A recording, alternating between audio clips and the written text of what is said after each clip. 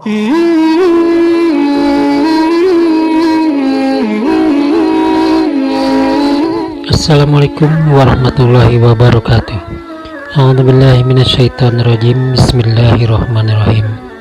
Semoga sahabat semuanya tetap dalam keadaan sehat walafiat, tidak kurang suatu apapun.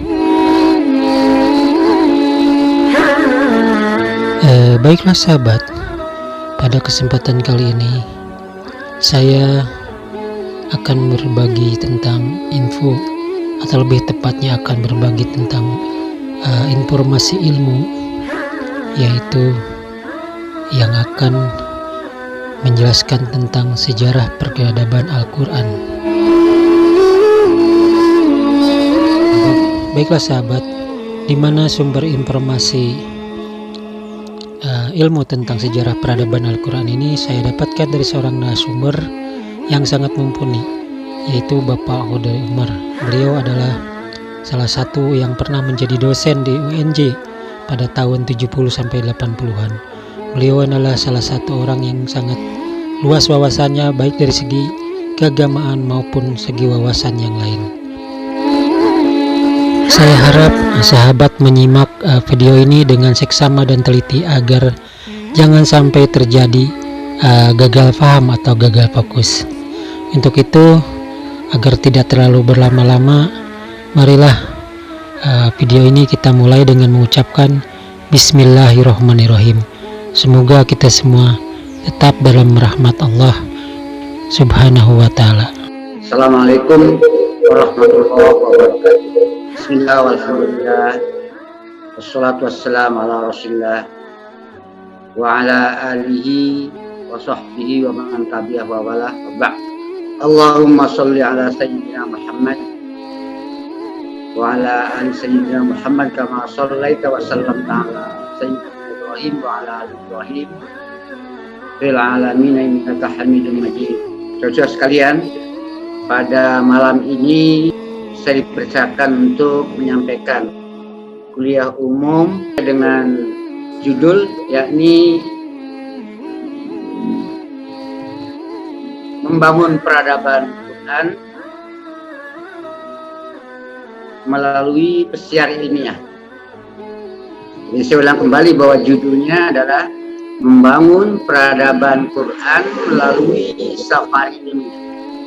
Dari judul ini tentu yang akan kita klarifikasi adalah pengertian judul. Nanti dari pengertian judul kita akan bisa memperoleh kira-kira gambaran tentang apa dari isi yang mau disampaikan. Kita mulai dari peradaban Quran. Kalau kita membuka KBBI misalnya, kata adab itu lebih cenderung sopan santun, budi pekerti. Ya, barangkali mungkin akhlak dalam arti sempit. Kalau kita kembali ke tinjauan etimologi, peradaban dari kata adab. Di kamus bahasa Arab pun, termasuk Munjid, kata adab itu cenderung hanya ketemukan dengan arti-arti yang sangat sempit. Ada yang mengartikannya dengan hadharah atau tamadun, dengan satu kemajuan-kemajuan. Padahal istilah adab dari satu literatur yang telah diakui oleh masyarakat Arabi, mereka mengartikan kullu ma yata'allaqu bihil insan, semua yang berkaitan dengan manusia, madian atau hissiyan, apakah dalam bentuk materi atau dalam bentuk perasaan. Dalam bahasa lain, semua yang berkaitan dengan manusia, baik dalam bentuk fisik maupun psikis, itulah yang disebut dengan adab. Untuk ada di KBBI, ada satu cuplikan yang mendekati pengertiannya adalah kebudayaan. Dari kata budaya, yakni budi dan daya. Budi yakni akal, dan daya itu gerak. Itu psikofisis. Jadi lingkup adab, semua yang berkaitan dengan manusia, berkaitan dengan alam pikiran, yakni yang dari alam pikiran menjadi satu pandangan, dan daya yakni sebagai suatu sikap. Maka peradaban sama dengan pandangan dan sikap, sama dengan budaya. Di budaya juga sama dengan pandangan dan sikap. Dan itulah yang menjadi satu landasan berpijak dalam pemberian arti apa itu peradaban. Dalam bahasa lain, peradaban sama dengan akhlak. Tapi juga jangan jadikan akhlak dalam arti yang diajarkan di madrasah-madrasah, akhlak sama dengan tata krama. Akhlak itu ya sama dengan adab, sama dengan pandangan dan sikap, sama dengan iman. Untuk itu peradaban sebagai satu ekspresi dari perilaku manusia yang melandaskan pada pikiran atau kesadaran.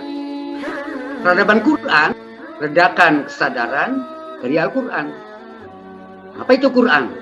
Merujuk pada surat Ar-Rahman ayat 92. Ar-Rahman 'allamal Quran. Allah telah mengilmukan satu ilmu tentunya. Atau bahasa lain, Allah telah mengajarkan satu ajaran.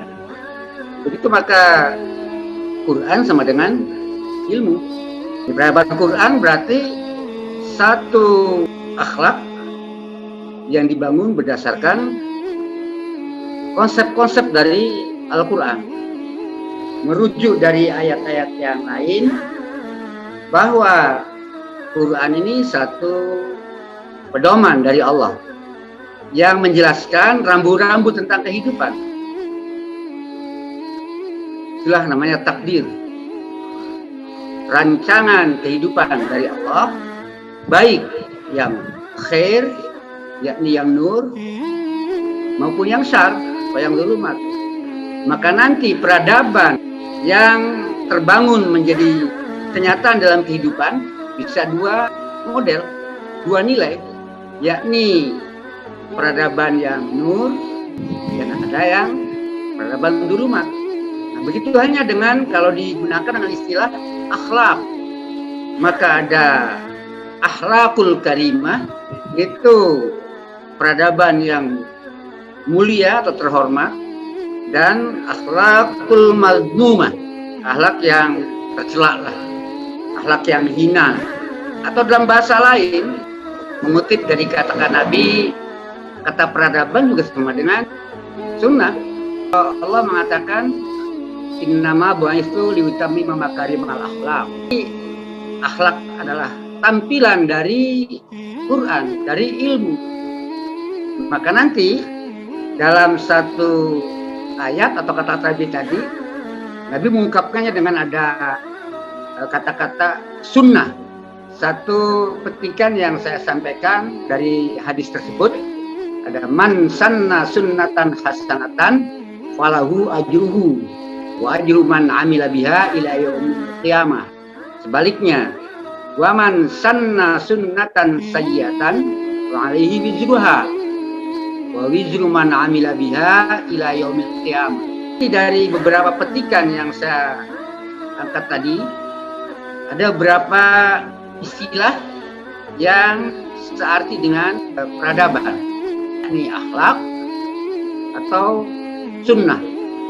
Nah, selanjutnya ada kata-kata yang dimaksud pada tulisan ini, pada judul ini, kata siar sebagai jamak dari sirah. Apa sirah?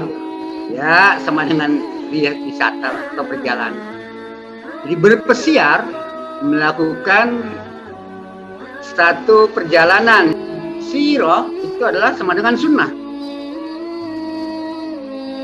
sama dengan sejarah. Jadi berpesiar itu melakukan perjalanan sejarah. Banyak beberapa ayat-ayat yang saya temukan berkaitan dengan istilah sirah yang searti dengan sejarah. Antara lain qad khalat min qablikum sunanun. Itu ada kata-kata qad khalat min qablikum sunanun. Jadi sunanun ini jamak dari sunnah. Sunnah sama dengan sirah. Sunnah sama dengan sejarah. Fasiru fil ard. Coba pantaulah atau tataplah perjalanan sejarah di persada dunia. Bagaimana coba akibat para mukadzibin. Redaksi lain ada yang mengatakan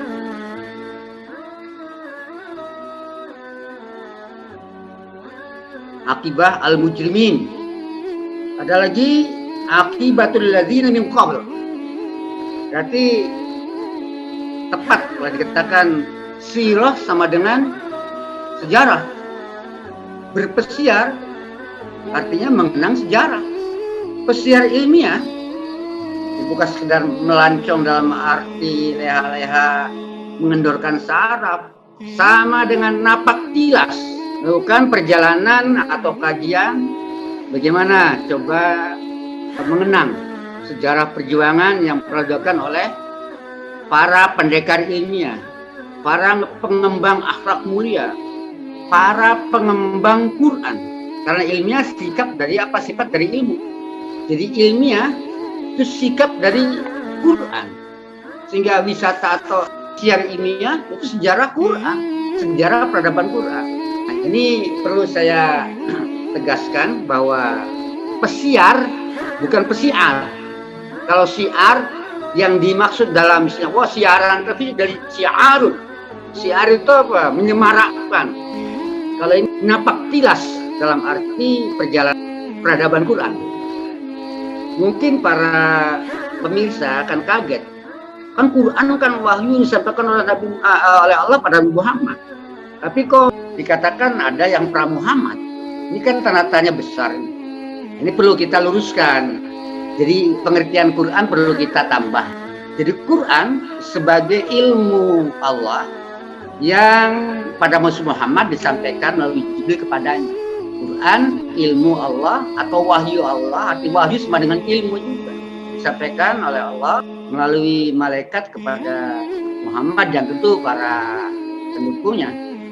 Namun perlu diingat bahwa Muhammad seperti hanya juga yang lain menerima dari Allah. Jadi kalau Muhammad menerima dari Allah, kemudian Isa menerima dari Allah, walaupun beda nama, yakni Injil atau Zabur yang dinamai oleh Allah sebagai wahyu yang disampaikan melalui Rasulullah Daud, atau Taurat yakni wahyu Allah yang disampaikan kepada umatnya melalui Rasulullah Musa.